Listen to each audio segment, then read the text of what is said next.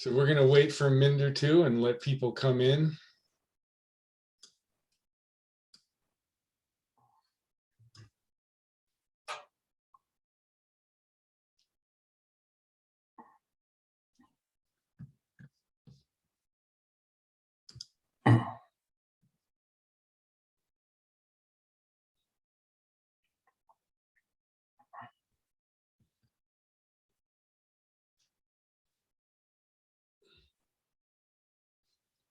And we're waiting for people to join, and then we're going to get started momentarily.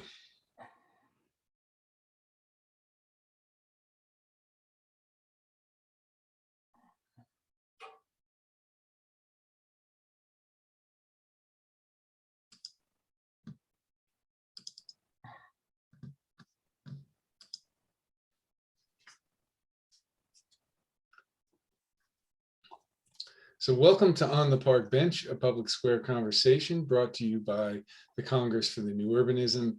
On the Park Bench presents interactive conversations with thought leaders in new urbanism and allied industries, providing an opportunity for the audience to engage in real time. The webinar series is a platform for CNU members to engage, debate, and collaborate on the pressing issues of the day.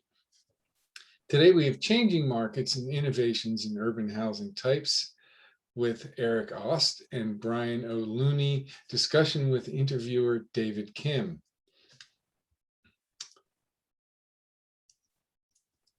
So share your thoughts on hashtag on the park bench, www.tinyurl.com/OTPB And remember, CNU 30, Oklahoma City is coming up in almost 3 months. Save the dates and register. March 23rd through 26th, 2022 will be CNU's first in-person Congress since 2019. This will be a great chance to reconnect with your colleagues from around the country, walk the city. Oklahoma City has done some amazing things with its urbanism that I think people can learn from around the country and even internationally, how they have transformed their downtown and adjacent neighborhoods, and learn from some of the best planners in the world. Will be there at Oklahoma City, March 23rd through 26th. Learn more, cnu.org/CNU30. And you might want to check on joining or renewing your membership. If you're a current member, you can save $200 off your CNU 30 registration. So check your membership status today, members.cnu.org/memberships. And we've got a great show coming up today. I expect a far-reaching discussion on markets, post-COVID urbanism and architecture, and how all of that affects building types. Building types are key to urbanism. There is always innovation because they respond to ever-changing market conditions, and they not only respond to the market, but help to create great places. And our thought leaders for today, Eric Osth is chairman of Urban Design Associates based in Pittsburgh, PA. Eric serves as principal in charge on urban design and architecture projects across the United States and abroad. He is a fellow and board member of the Institute of Classical Architecture and Art in New York City. And Brian O'Looney is a design architect, master planner, and principal at Torti, Gallas and Partners in Washington, D.C. And he is a resident of the iconic new urban project, the Kentlands, and there he is, I believe, on his porch. O'Looney, he is author of Increments of Neighborhood, a compendium of built types for walkable and vibrant communities, published by Oro Press in 2020. This book is truly an encyclopedia of new urbanism design. David Kim is our moderator and interviewer today. He's an architect, urban designer, and developer. He is a partner in the Urban Design and Planning Collaborative, Toller Anderson Kim, LLC, and a development company, Artifacts, working on neighborhood scale, attainable infill development. He's also a co-founder of the nonprofit Incremental Development Alliance and a member of CNU's board of directors. I'm Rob Studeville, editor of CNU's Public Square and producer on these webinars. So we will have a brief presentation from both Brian and Eric, followed by a discussion with David, followed by Q&A from the audience. So please use the Zoom function, Zoom Q&A function to ask your questions as they occur to you. And now I'm going to pass this along to Brian.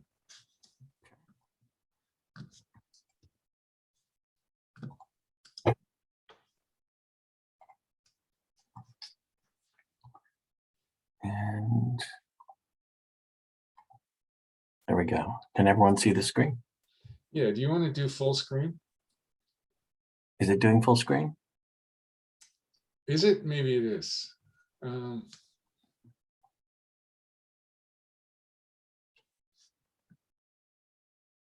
right. We're going to talk about changing markets and innovations in urban housing types. The key change that's happening in housing types is the fact that our housing stock and economic system is oriented primarily to the single family type, which was born and spawned out of the growth after World War II, based upon autocentric design philosophies. The demographics today point to a tremendous oversupply of single-family housing because households are shifting from the quintessential two-parent, two-kid form to a lot more singles, downsizers, and young couples. And so the housing market needs to adjust to provide the kinds of housing that would appeal and work well for those groups. One of the big challenges is that the prime method of wealth accumulation since World War II has been through the accumulation of principal through mortgages, and in the transformations that we're undergoing, there's been a move towards more rental and therefore less wealth accumulation on the part of younger members of society, millennials and younger. And particularly, there have been adjustments in the marketplace where both single family neighborhoods are starting to get bought out into institutional rental portfolios, particularly there's a lot of this happening in Houston. And also the creation of a lot of build to rent housing products where the housing is no longer built by to accommodate a for sale product, but geared towards rental from day one. And there are new products that are going into the market for the for primarily rental purposes. There will be a demand for more condos and smaller scale building types that appeal to the couples, downsizers, and singles that don't want to have the upkeep or the maintenance of a larger home. And because of that, there has been a call propagated for what's been called the missing middle, which is the type of mixed housing product or mixed multiple tenant housing that sits between single family housing and larger institutional 200 unit multifamily buildings, which were the primary drivers in the marketplace for the last 10, 15 years and still are driving a good portion of the market. But the paradigms for that missing middle harken back again to that pre-war, a nostalgia for pre-war types that primarily come from a pre-autocentric society. But these types are not completely applicable today. For example, we generally require a lot more space in our units. A one bedroom of today, 650 square feet, back in the pre-war era would have housed a family of four. And you hear lots of stories like John Torti in my firm talks about growing up in 650 square feet in the Bronx with his brothers and his parents. And that was the typical use of a 650 square foot unit back then. Today, that is a small 1-bedroom unit. And so we have to think about what it means for missing middle to become types that appeal to our spatial needs of today. Similarly, the types that we create today, we want to contribute to neighborhood charm, but they need to accommodate privatized mobility, i.e. automobiles. We're still not over our dependence on the car, even in the most urban places like New York or Los Angeles or San Francisco. And so finding types that provide either storage for the vehicle or easy access to vehicles is important to the types that we develop and devise today. So there are a lot of self-parking types that we talk about that are part of this missing middle product of today. The challenge is that there's a lot of missing middle getting built in terms typologically. The triple decker in Boston, the English basement in DC, but a lot of this missing middle is not well designed. And so there's little legal coordination or control to ensure a better quality design, a resultant design. And so it's on the private marketplace or on creative politicians to come up with solutions to avoid the challenging types, many of which you see on screen, and I'll go into some of them. For example, the Bayonne box. This is probably the one type that's really been regulated against, particularly in New Jersey, that there are rules and laws that are being put in place in a lot of local jurisdictions in northern New Jersey to outlaw the Bayonne box, which is a 2-car garage with a set of steps and then two doors above that to 2 separate units. And but the regulations are not helping the housing issue. They're simply, in most cases, just not allowing 2 unit types on what otherwise were single family lots. And most jurisdictions are going the opposite direction, starting to allow for 2 unit types, 2 units to be placed on what was a single family paradigm previously. And how do we address that?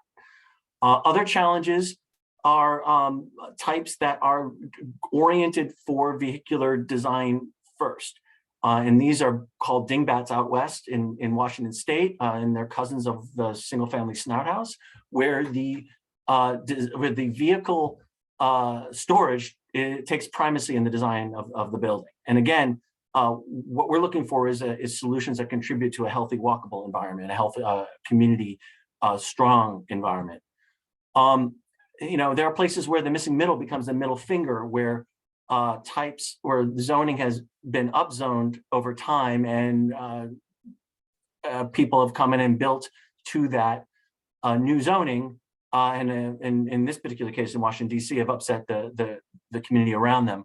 And one of the challenges here is not just the scale of the building, which is an obvious issue, but the way that the envelope has been implemented.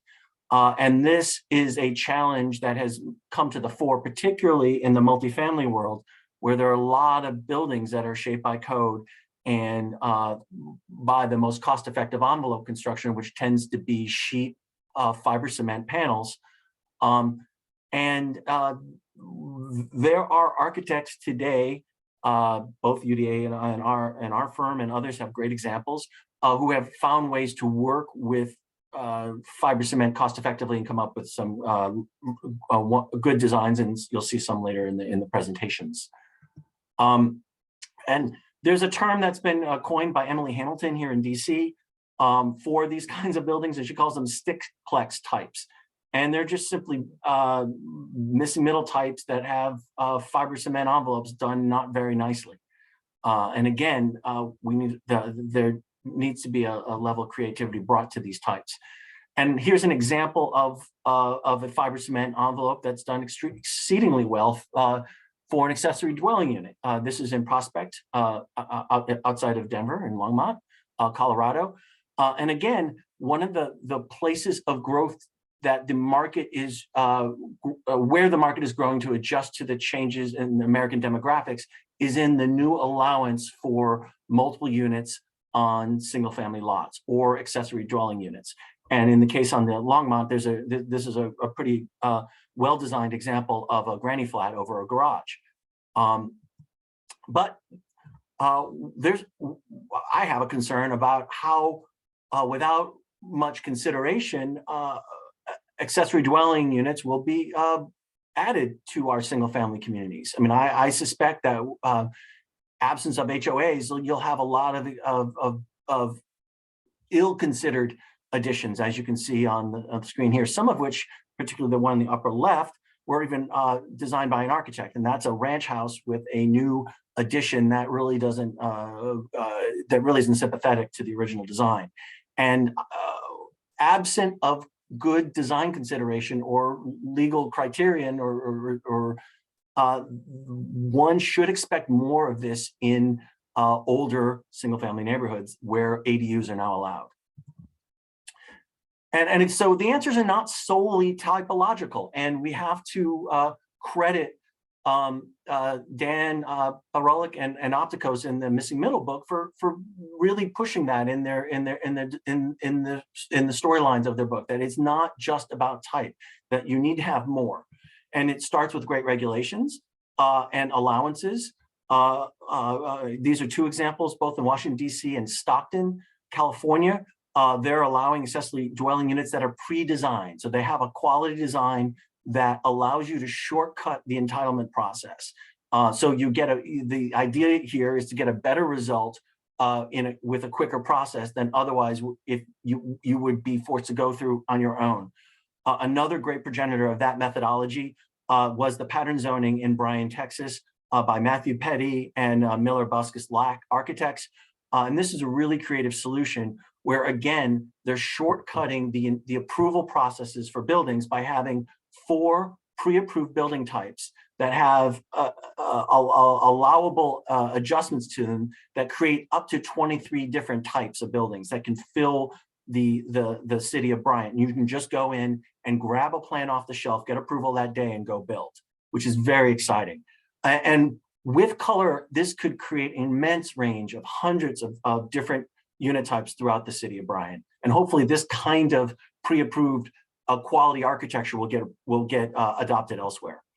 We're also seeing in Texas the privatization of architectural enforcement. And because the Texas legislature recently ruled that you could not regulate architecture and materials, some jurisdictions, as a part of approval of land development, have asked for their developers to put in place a private approval process. This is one of the pattern books that we did in relation to this, where we actually set out the rules and guidelines for how to implement a style. So for architects that are more used to more cost-effective design, not often considering style, this lays out the methodology both for them and their client to see how the process comes together. And having worked with this book now, I can tell you it's been very successful in that we can point out to the development teams where they've run astray in the steps of creating a particular style. So in the case of Spanish Mission, if the massing isn't quite developed properly, we can easily show how that relates because of the methodology pointed out in the pattern book here. And so that's been helpful to achieve a higher quality level of design. And then finally, the level, so that was regulation and how one can regulate, but you also have just higher level of quality and it's of design. And that starts with respecting the value of the land. If there are great trees, having a tree survey, protecting the trees. When you design your buildings, these are all one type of building, using platform grading, so you minimize the cost of the grading, and you can get great results. And then finally, looking at what can be added later. Just simply these Adirondack chairs in the image make this place far stronger because of that level, that level of ownership and that is brought by the tenants here. And this is a rental community. Similar, we do a lot of plans for larger scale neighborhoods. And this is one where there are a few types, and then they have a number of different architectural styles that can be laid across the types, then multiplying that by color, and you're able to get 353 variations from only 6 particular building plans. And that creates these great neighborhoods. And then we come back, and on the upper left, you can see an image of what we call a pop-up plan, where we apply colors and work out how to get a good feeling neighborhood and good variety for that community. You know, and it even with front-loaded homes, the design, if you work to make the pedestrian scale have primacy, you can achieve great results. This is from a project I love in Adelaide called Lightsview, designed by Clive Alcock when he was with CIC. And you can see that they've really done a lot of work here to subordinate the parking for the vehicles and accentuate and highlight the pedestrian realm by having pedestrian scaled fences that have changes in their orientation and a hierarchy of landscape, and putting the parking spaces themselves into shadow. This creates a great frontage, even though it's majority front-loaded parking. And so you take all these tools together and you can make a really good neighborhood. This is one of ours up in Cornell, at Cornell in Ithaca, New York, where there are only 3 building types here, but the use of different style and color and you know, fiber cement and really cost-effective materials, you can create a richness that establishes a quality neighborhood design. And so quickly go through some types.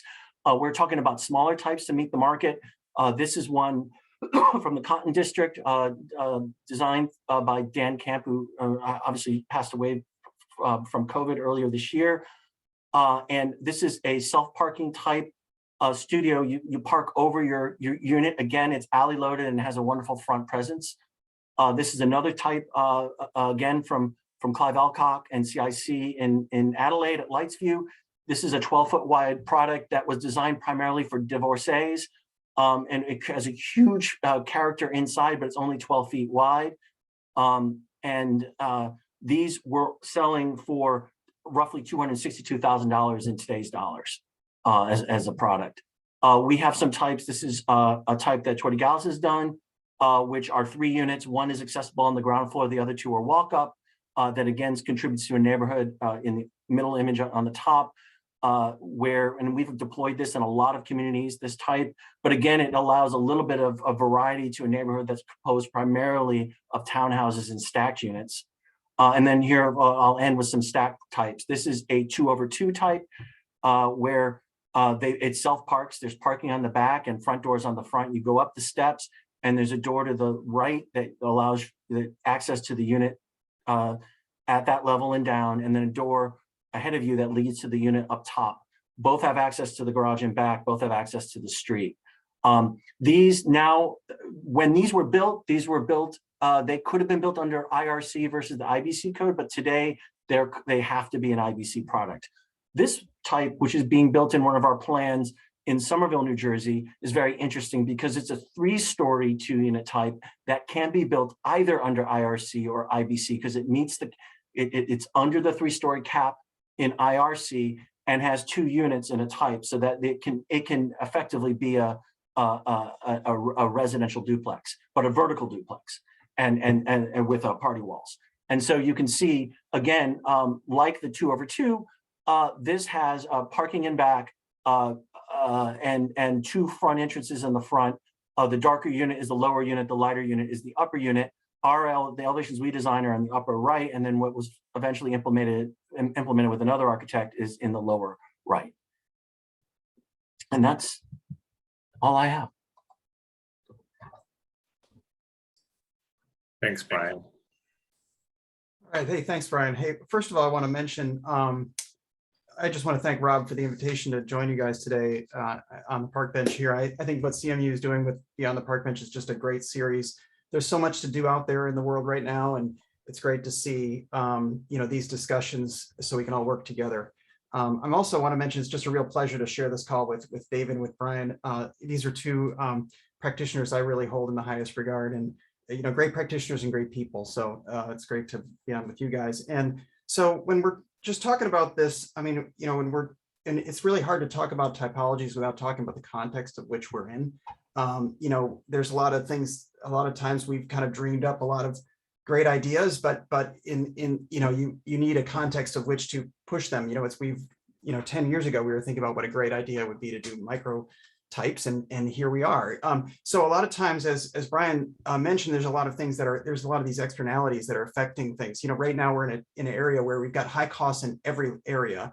We've got very low supply, which has its own set of challenges. Sometimes we like to think that our great work is what's selling these things. In reality, you can sometimes just put up just about anything, and it can sell it right now. There's a lot more housing choices. The market is getting ready for more housing choices, as Brian mentioned too. There's a diverse options are starting to emerge.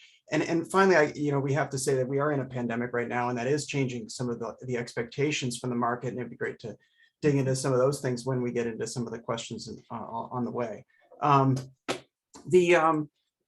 thing I wanted to mention real quick is that,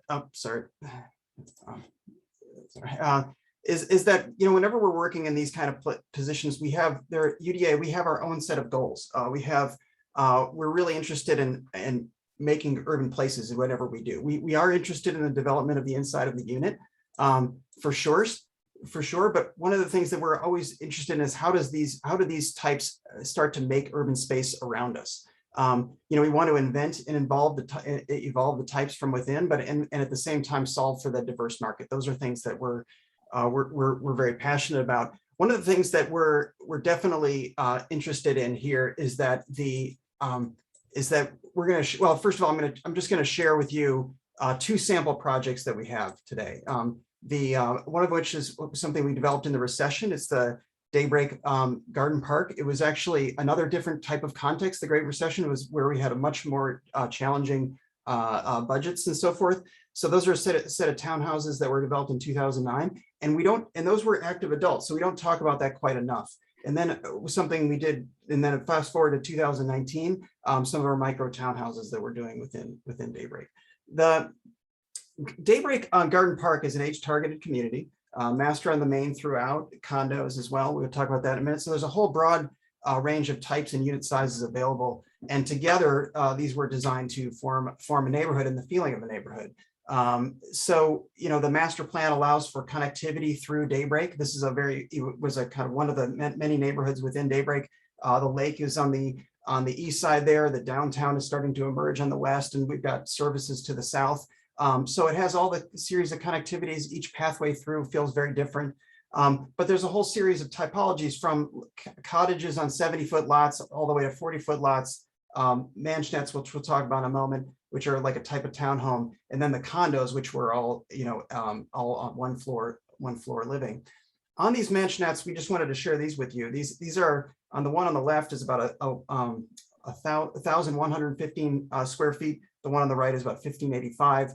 It goes from a 1-story unit to two 2-story units in varying square footage. One of the key things about, obviously, with this type of active adult living, and we don't talk about this enough, is the idea of master on the main, is the idea of having the master on the main, which has its own set of challenges. So the lots are a little bit wider than we typically are doing today, even though the mass is very small. But what is interesting about it is that we were trying to, not only were we making street space, but we're making space within. So you're making a garden space. So having that unit being able to, the master be able to look onto the garden, or also in the case on the right is it's outside looking out, to the street.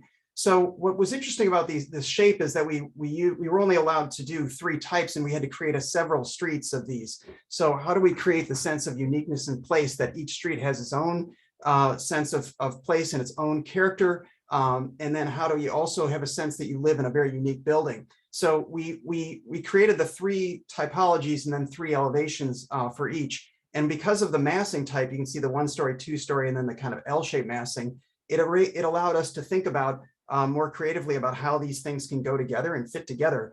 You can see here where you see we can take A3, B3, and C3 and put it together and make a type here that works. But when we put these together into and started into the 2s, 3s, and 4s, which aren't on this page, we started getting so many countless permutations. And when you start to add in different uses of materials and colors, we started getting the kind of range of things and streetscapes throughout. And then when we put them together, they can be read in different ways as both a house working with some of the cottage-like forms that are nearby, but then also working with the condominiums, which have a larger scale, which also had scale elements of single family residential scale elements applied to them. So you get the sense that you kind of can see your own unit within it, but then also see it in a larger format as well, which is some of the important parts of kind of mansion type living. I'm going to take you to fast forward about 10 years to the Daybreak micro townhouse, which we've been developing, which is a 12-foot wide townhome, 40 feet deep, arranged to make urban space on a series of addresses. We were provided this block within the downtown, which is starting to emerge in Daybreak. So we have a kind of Paseo address, which connects through the block, a kind of interior park address here, and then a kind of parklet there on one of the key roads, and then also boulevard street form addresses. One of the things that's interesting about this is we're getting about 33 units to an acre here.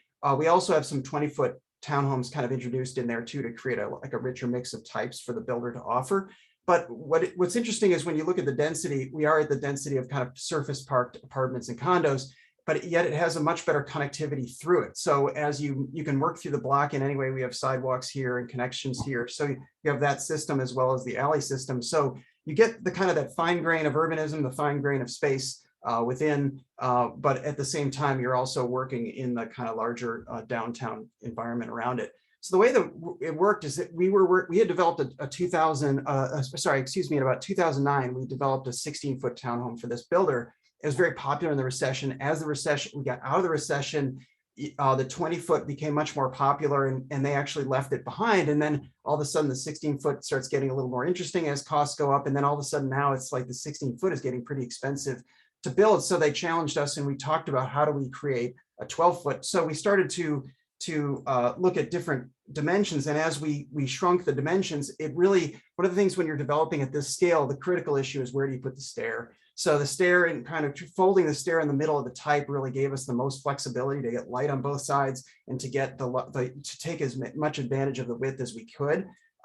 When we started looking at this type, it really is just taking that stair and then it's taking one of our 16s and smashing it down. But we did add a fourth floor, you can see in gray on the right, which adds another bedroom. And then there are other types you can see in additions of wider units on the end to make a 16-foot wide room on the front, which really does open up the unit significantly.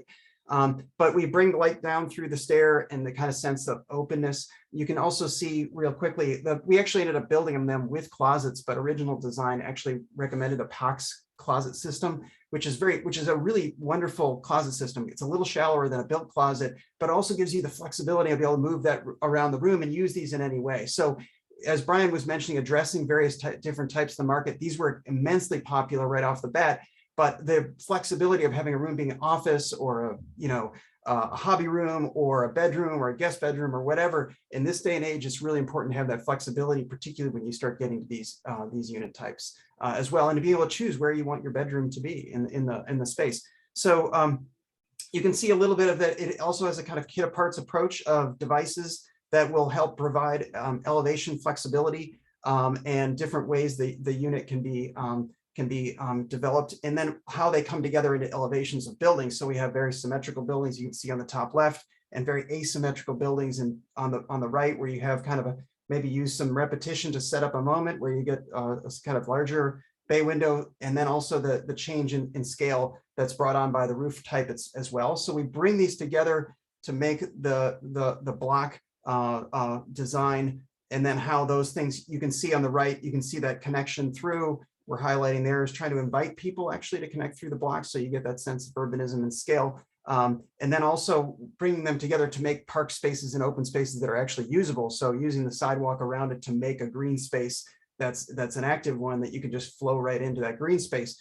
One of the challenges, and whenever you're getting into making smaller units, is really trying to focus on making great urban space in the public realm. That's something that more and more is this renewed interest in the public realm is important. And then also the visibility of the roof terrace is important, is giving that sense of human habitation. Brian mentioned the chairs and the space, whenever times you think of places that have active, that invite you to be part of it, it's important even at the roof terraces, being able to look down on those spaces and to feel like people around you is important.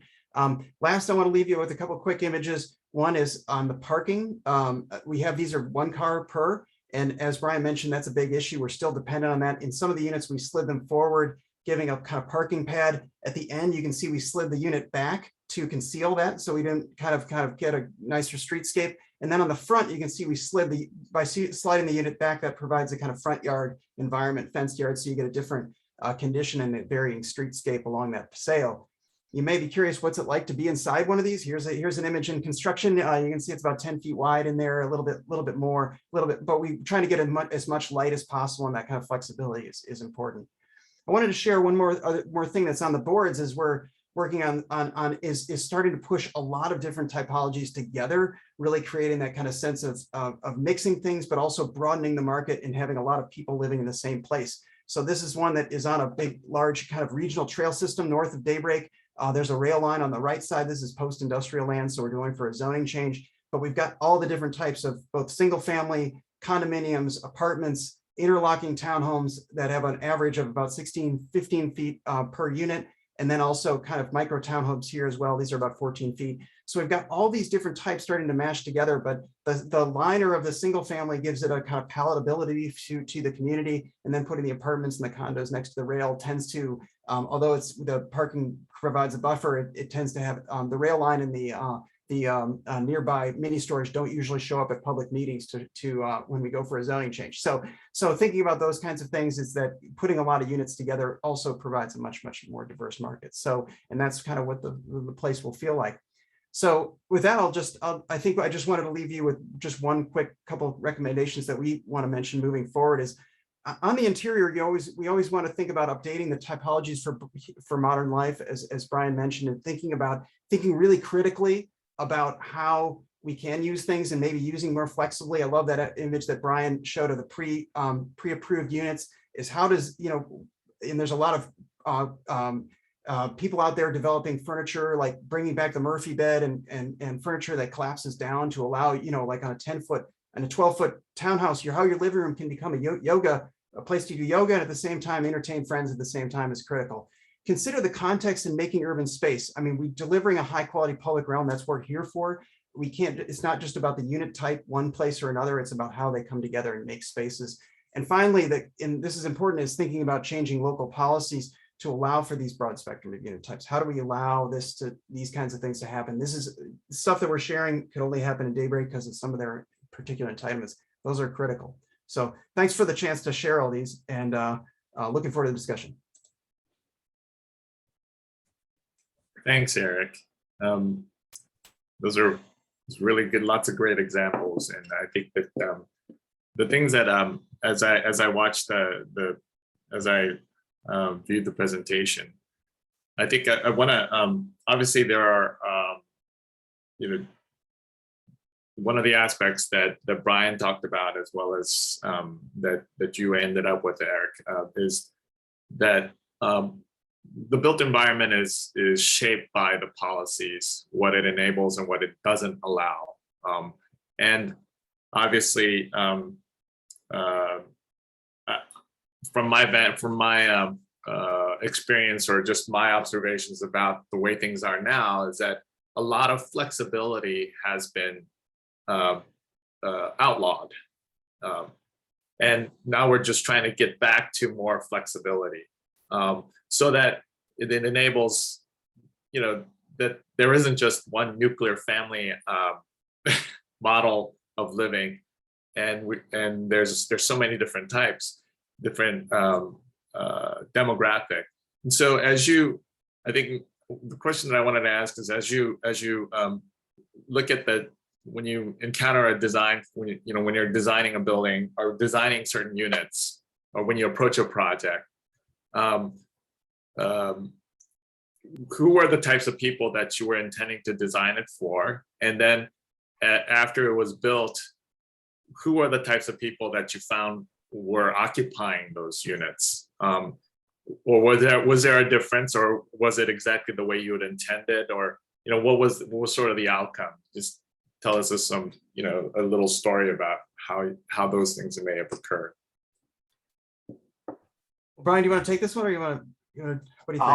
I'll just answer that with a quick story. So we had done 10 years ago now, and some of the images I showed were of military family housing, and the U.S. government used to have a lot of folks serving who really liked their job We're very happy about the kinds of activities they were doing day to day, their potential for growth within the military. But they would come home at the end of the day and they lived in squalor. And some even said that the U.S. government was the largest slumlord in the United States. And people would come home to spouses who would just say, we have to go, we can't stay here anymore. And so part of what happened with the privatization program, some of the housing I showed, is that now it's the case where there is housing you can get in Monterey, California, or on the Potomac in Fort Belvoir that you could not afford no matter what, unless you were a serving a sailor or soldier. And because of that, now it's flipped, and there are people who are staying in the military. And one of the reasons they're saying they're staying is because I could never get this kind of housing. And so that's both speaking to success on the part of the government in serving the military, but also a questionable failure on the part of the private sector in not being able to keep up with people's aspirations for housing. And so I think we are looking to find ways to solve the housing needs. And to your point, David, I think part of the challenges that we have, there are lots and lots of more regulations that are imposing upon what we build and how we build, but in ways that aren't readily apparent to the buyer. And so they're not aware that we've had to spend a lot of money on meeting accessibility laws that make a more equitable country. They're not aware of some of the new challenge or the requirements for the plumbing system or in the case of Florida, for the strapping that keeps the home together when a hurricane comes through. But those regulations are pushing up the prices of housing. That the base cost is there was a price to be paid when the post-Andrew codes went in place in Dade County, and they upped the cost of housing, and we have to find ways of being more creative in how we build. And you can see that in the building. In particular, I like showing photos of buildings in construction, like Eric showed, because it really starts to explain why and how we're getting pushed to make a cost-effective building product.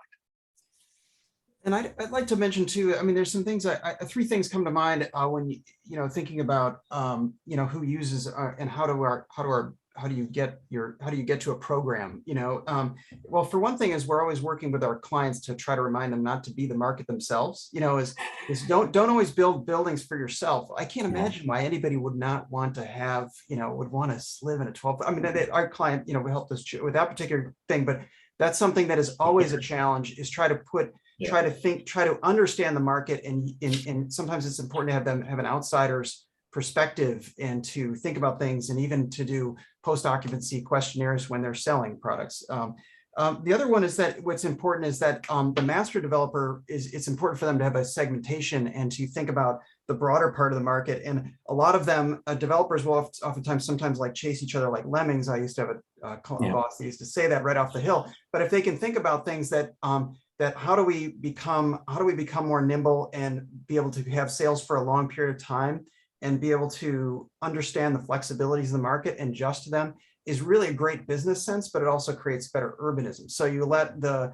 market kind of develop a much more richer environment where you don't get the predictability of going down one street or another all the same. You get these changes and things like that. So it's a little bit like cylinders of a car. Things are going up and down along the way when it comes to types. And the last thing, it's kind of a hidden one, is what's interesting is when we started digging into it at one point, we would kind of like think we had something, and then we find out it's not doing well. And it's interesting when you find out that, and this is in new product development, is that it's sometimes it's the sales team that's not always helping people understand. So if they're not bought into a new product that you're putting together and putting out there, they need to be bought in from the very beginning, or they're not going to sell it, or you don't want this. This is I can't say how many times we've run into that. You kind of work with them, and actually some of the best sales agents are ones that have actually worked in existing wonderful neighborhoods that have been able to sell great products despite the fact that they have substandard closets and things like that.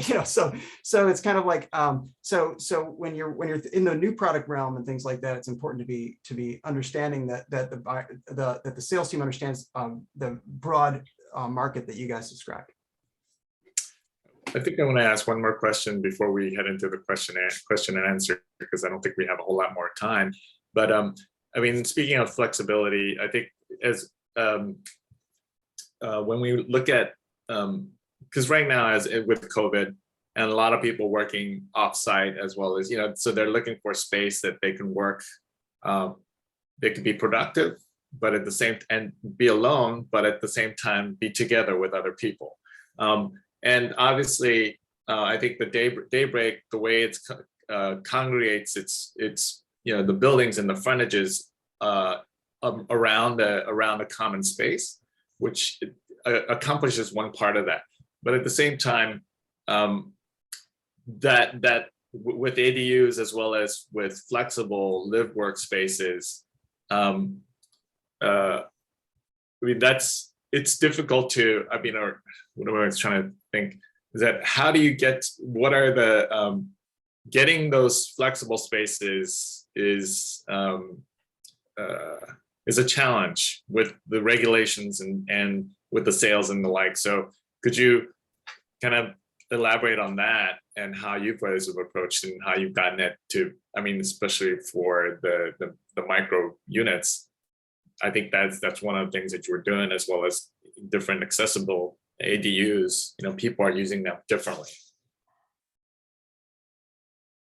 Oh, you're muted.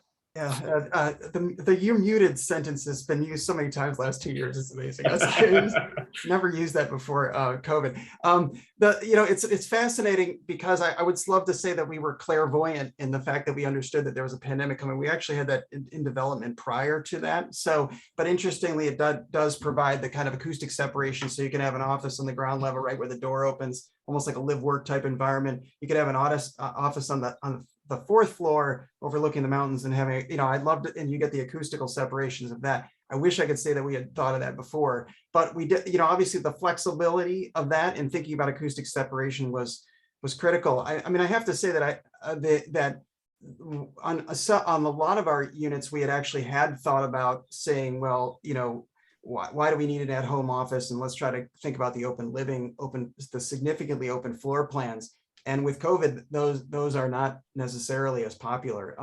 This whole work from home notion is caught us a little bit by surprise. I mean, it's interesting because I was reading, and not to digress, I was reading Lewis Mumford the other day, and it was like he was writing in the 50s, and he was kind of fascinated with the fact that all of a sudden, this had started in the 30s, that it became almost like socially unacceptable to be working at home. It was really, you were building, businesses would build workspaces for everyone and completely separate from the home. Work from home in the course of human history is relatively new topic. So what we now have is we have this office environment that's actually spread out into the suburbs and into typologies that are going to start reacting to that, whether or not we like it or not. And that's a really interesting characteristic, and it's definitely created more focus on the public realm.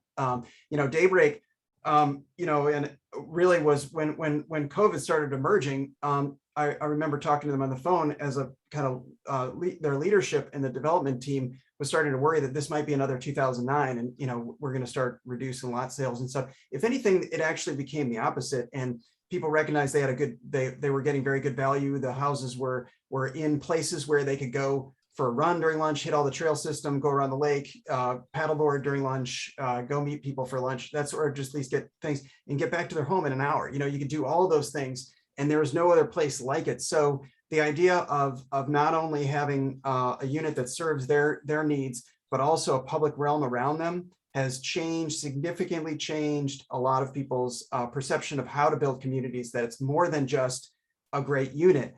I think I heard, we work with Charles Adams a lot, who was the developer that brought us Celebration many years ago. And he was telling us recently that in some of the studies they've working with some of the economics teams have said that 90% of buyers want access to trails as their #1 request.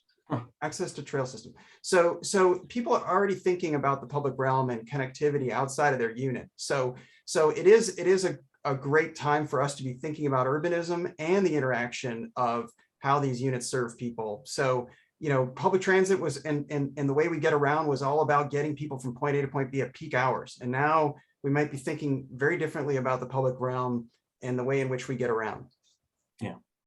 Yeah, I'll just react to a couple of things Eric said. I think healthy communities is a big growth trend, and the access to trails are clearly part of that. I think also just designing. I think the New Urbanist community was a trailblazer in terms of thinking about walkability as critical and as a prime part of a living environment, and making sure you're able to easily access your both not only for trail amenities and nature, but also just community amenities and how and for your health. We are in the multifamily world in terms of designing for flexibility. It's some of the challenges we have is just having to bring people along from their from standard processes. For example, we're trying to do these buildings now where the ground floor of a multifamily project is flexible. And we don't know where the market's going to be now, and we certainly don't know what the market's going to be for 10 years. So we've designed a space that is conventionally about 45 feet deep, which makes a loft unit on the ground floor. But we can add bays to make it a 60-foot deep retail space.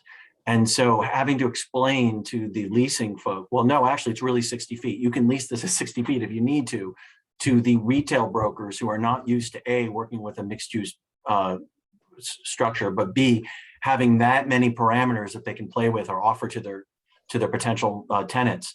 Really saying, here, this they wanted just a piece of paper that says this is the box that we're going to sell you, and we're like, well, no, we can actually customize it for you, and that's hard for some folks to, because it's almost too much.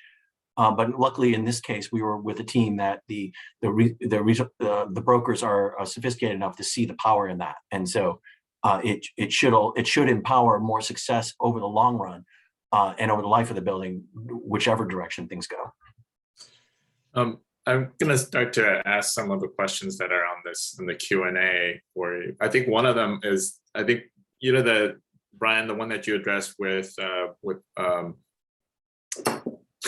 Matthew Petty and the pattern zones, because I know that that's fairly new for a lot of people. I mean, that's fairly new. And I know that they're doing a couple more projects around the country or in the Midwest and near Arkansas and stuff, but it says elaborate about can you elaborate a little bit about that process, the pre-approved housing types that create neighborhoods quickly, and the one that's in Bryan, Texas? Sure. So the great thing about the Bryan, Texas plan is because it's public. You can just you can literally go to the Bryan, Texas website right now and download the whole document. And if you're interested, I'd recommend doing that. But and they talk about there's sort of a preamble that talks about how the system works. Very simply, the conventional system, you actually have to hire an architect or hire someone to come up with plans. You bring the plans into the city building department. The building department reviews them. It goes through multiple different sections of the building department. There's a guy looks for plumbing code and for mechanical code and for building code, and it takes a while. What they've done, and oftentimes you're pressed for you're just trying to build quickly take advantage of a piece of property you own, so you're not focused on the community aspects of the design. What they did in Bryan is they said, well, wait a minute, why don't we as a community, because we're seeing these not so great things getting built in our town, why don't we come up with a bunch of types that people can just take off the shelf, shortcut the approval process, we approve it, so we already know it's in a better quality than what we'd otherwise get.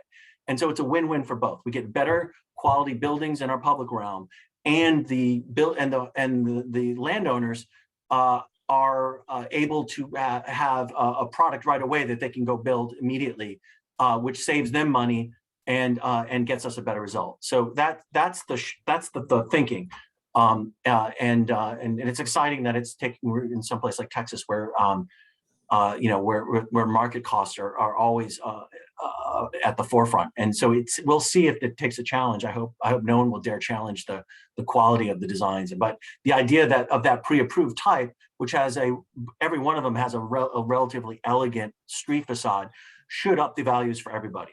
And so that's really what's exciting about that process. And I hope more communities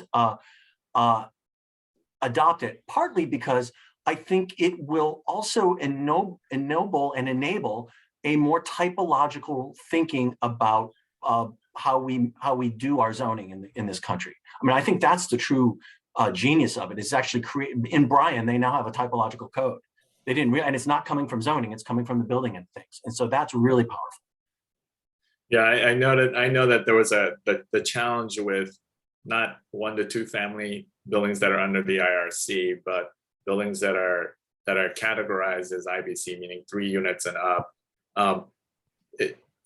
Not the actual design of the building, but actually the permitting process or the approval process by which it has to be stamped by an architect, that kind of stuff. And it's all legalese and more regulatory as opposed to actual form. And want to ask a couple of questions. Eric, I know that you addressed the height, ceiling heights. I think the question, the elaboration of that was, it says pros and cons of designing ceiling heights and extra ceiling heights becoming desirable or smart, especially in smaller unit sizes. And then maybe along with that, you can see it asked or deal with how, I think these are all single family, so you don't have to do, you don't have to comply with ADA requirements for those, but how do you normally do them? I mean, how would you address those issues? Address accessibility? Yeah. Yeah, accessibility is one that we have several. We have units that actually do specifically handle that. We have elevator shafts and things like that, and zero entry. All of our ground floor master ones were also had accessible entries, so those handled that. I think in terms of the ceiling heights, a number of them were like 9 feet and things like that. And I think the key thing is trying to get as much glass and light in there.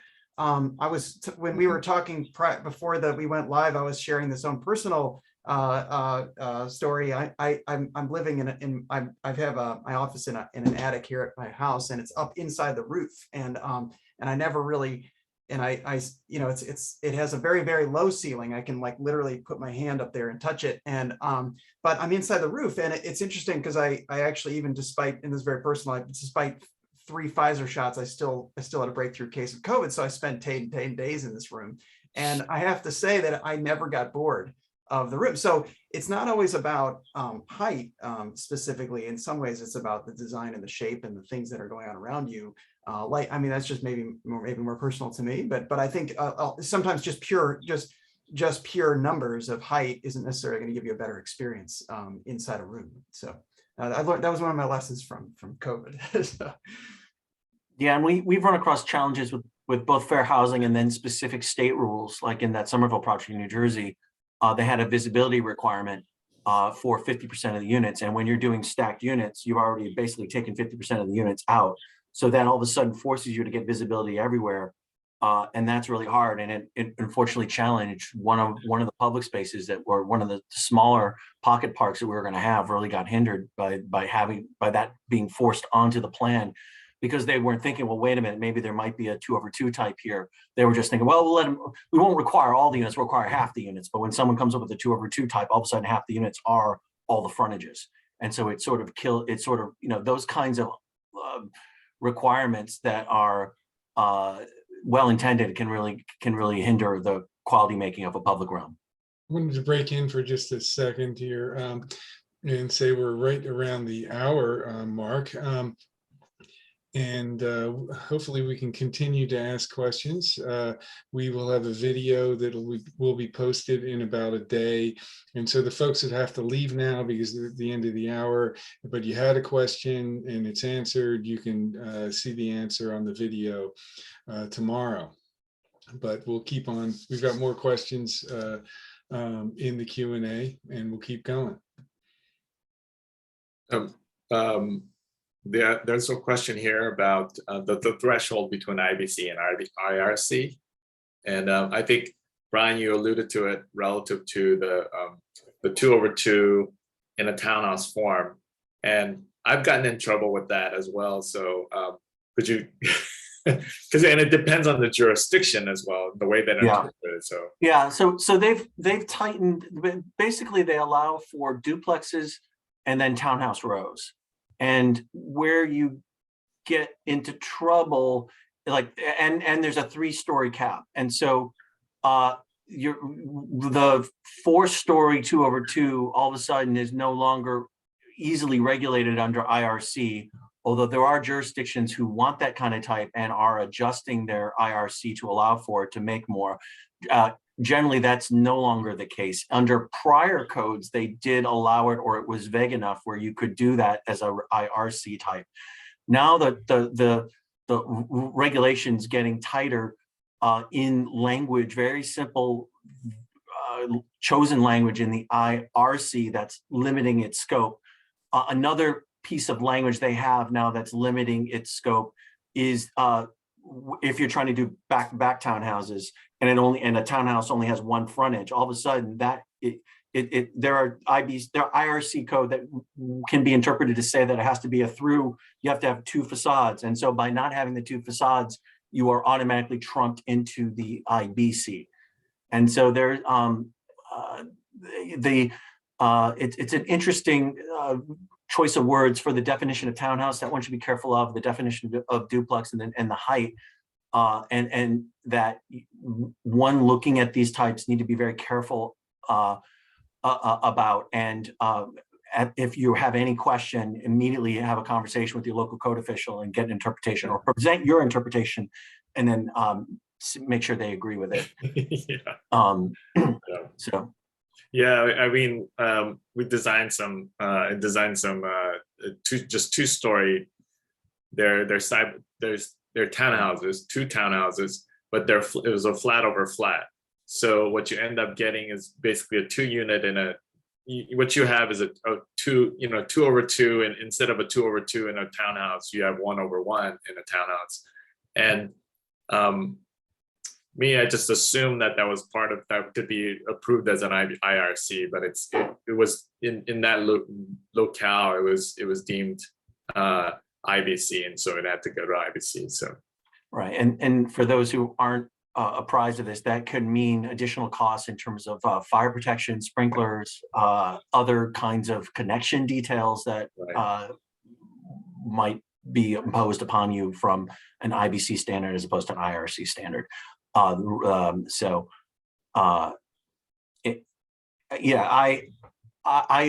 do think that it used to be really liberal, maybe 10, 15 years ago, and now it's gone a little too conservative.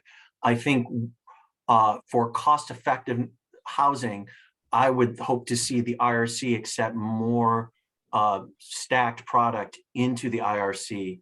I think that or a new category that's a little more cost effective that answers the concerns for fire protection. But we all want to design safe buildings. None of us want to create a type that would pose a danger. And so, but I think there's so many layers upon layers of safety built into the codes at the moment that I think that we can rethink some of it to ensure cost-effective design, cost-effective implementation. I mean, the great news is I don't believe, in sprinkler multifamily buildings, I don't think there's been a death in even with the most harrowing fires like the one in Edgewater, where there was an actually occupied 13R building, everyone got out alive. But the difference for those who know fire protection, there are 2 kinds of systems you can have in the multifamily world. One that protects the building long enough so you can get out, but doesn't protect the building. It isn't there to protect the building. It's there to protect the occupants. The other system is designed to protect the building. So interstitial spaces and closets and in the middle of trusses are all protected from fire to ensure the longevity of the building itself. And that's really the design difference between what a 13R and a 13 system is. I know a number of our clients, for their own asset protection reasons, are moving away from using 13R and only to 13, because it really isn't that much of a difference in cost in terms of protecting their asset and getting lower insurance rates. So sorry to go there for that, but no problem. I think that there's a couple of questions relative to the pattern zone. And more, I think one somebody was asking about, how much do munis pay for the pattern zones, but I would think that those are particulars that would best address with Matthew Petty infill group in Arkansas, in Fayetteville, Arkansas, as well as the Brian, could you just put the names of them in the Sure. chat so that people can get it, and that way they can refer it to them. Yeah, Matthew Petty is in Fayetteville, Arkansas, so you can he's one of the guys who started this up. So in Yep. Bryan, Texas. And we've got one or two going as well. So it's we think it's an exciting place for growth and rethinking how we regulate ourselves and making a more cost-effective building environment. It's impressive, their innovation at Bryan, and they've won a lot of awards for that approach, and rightfully so. I think we can wrap this up with this final kind of more design questions. Actually was the very first question. One of the constant frustrations, it says that I have here, are the features of the so-called McMansion finding their way into the design of missing middle types, likely because the designers only have experience designing single-family homes for most of their careers. Do you think that the design quality of mixed middle types will improve as designers begin to get more experience in designing them? And what else can be done to promote good design in these types? And then Mike Hawthorne asks, what are the biggest zoning impediments to good design for residential building types? So essentially kind of both from a cultural design aspects of it, as well as the regulatory framing aspects of it. What are some of the biggest impediments? It's hard to say, right? Yeah, well, I mean, I think one thing to mention real briefly is that I think that I think Anthony's right. I mean, one of the things that we're going to find is more as people get used to designing them, we'll get a lot better quality there. It's really interesting because you've got places like the Bay Area, which they're classically were very interested in. They're really good at designing single family types, particularly through kind of the mid-century modern era and stuff like that, but they designed horrible high rises because they didn't have a lot of experience to it. So, larger buildings are getting better in those contexts as they get more experience and more exposure to it. I mean, and it's really interesting when you look back to like the 70s and the 80s into like old architecture magazines, there's not as much focus on housing as there is today. And a lot of that is because of CNU, because of the discussion about the missing middle and the fact that and CNU's been good about pushing and overall, I mean, the foundations of CNU were based on housing and thinking about the way in which people live in cities. That's absolutely critical. And in many ways, for many years, we were not focused on that. So I think absolutely, I think, it's been a bit of a lost art. And the fact that we're having this discussion today and looking at it more, I think is important. I don't know if, and I'll actually just let me take a second to also address Mike Hathorne's comment. I think that what I'd love to see is, for one thing, is we definitely do too. I mean, a lot of the types that we've shown in many cases were not available, and in so many places we're working with a very, very outdated zoning. And and even when you look at like even a place as sophisticated as the city of New York, their zoning is so antiquated that every time there's a new project, they have to rewrite zoning for that individual project. I mean, more or less. I mean, there's just so much, so many places are way, way behind where we need to be in the kind of controls. So it's hard because we're trying to catch up to then get ahead for sure. So it's a real problem. I mean, I think, and not to take a long answer, but what I'd love to see at some point is when you look back, and I have to be careful with this reference here, but when you look at like Haussmann, what Haussmann did for Paris is there was medieval Paris, and then there's these long corridors of new architecture that was then the form and the zoning, the location of the cornice and the way the buildings were shaped. You had ground level retail, then you had storage places, then you had piano nobile. You started getting income that was vertically mixed use, and I'm not advocating for that at all. I'm not saying we should start Haussmannizing neighborhoods. But the controls and the areas created an environment. And of course, today, now you can, even living in the top of a Parisian condo is extremely expensive. But at the time, it was creating something that was very interesting and creating the recipes for a city. And what we have to get back to, and I mean, obviously there's low income housing credits and things like that, is how do the controls help create great urbanism and great urban life and diverse neighborhoods and some of the aspects of cities that in a way that is very much like that. And like when you look at like a tree in a park, like that's looking at just the tree and the lawn around it, that's not healthy for the tree. And you're just looking at a tree and you're isolating that tree. Trees are really good in forests. There's a whole biosphere around. I'm not a botanist, so I'm not sure if I'm making any sense, but nevertheless, that's what urban life is like, is that all of these things are reliant on each other. So you have to be looking at comprehensively and in order to get urban life, we have to have the controls in order to provide those kinds of things. One type is not going to solve the problems, but the controls around it can create the right recipe for urban life. Yeah, I'm going to respond in a different way. I'm going to talk about change, and design is slow to react or come up with good responses to it. I think fiber cement, we're still figuring out how to do great fiber cement buildings. Some of the lights view examples I showed, if you're of a modern inclination, there's some good solutions at Onion Flats and the Cherokee towns in Denver, and the lights view examples in Australia came up with that solve that. But we're also adjusting to change in ways that aren't visible. For example, the newest code adjustments that we're all grappling with are the new insulation and requirements that really change the way our envelopes are coming together, and that's going to cause more just ugliness for a little while as people figure out how to do it well. And there will be more buildings not designed well because there's a code requirement that requires a vent or requires a greater thickness in one part of the wall than another part of the wall because it's constructed differently. And that's going to take a while for architects to figure out. And eventually architects will, but it's going to take longer for the market that doesn't use architects, so the IRC world, to catch up. And that's where, frankly, I'm not hopeful. I think there's going to be a lot more ugliness to contend with before we resolve, and before solutions that have solved it from creative architects filter through and start to be adopted and become a tradition. And just where we are.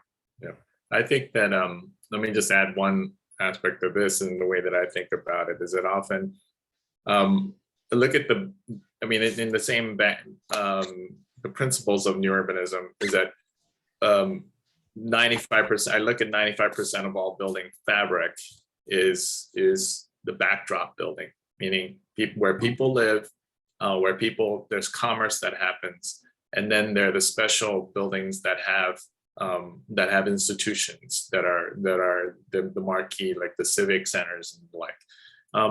And unfortunately, our culture is we're so hyper individualized that we want to make everything stand out.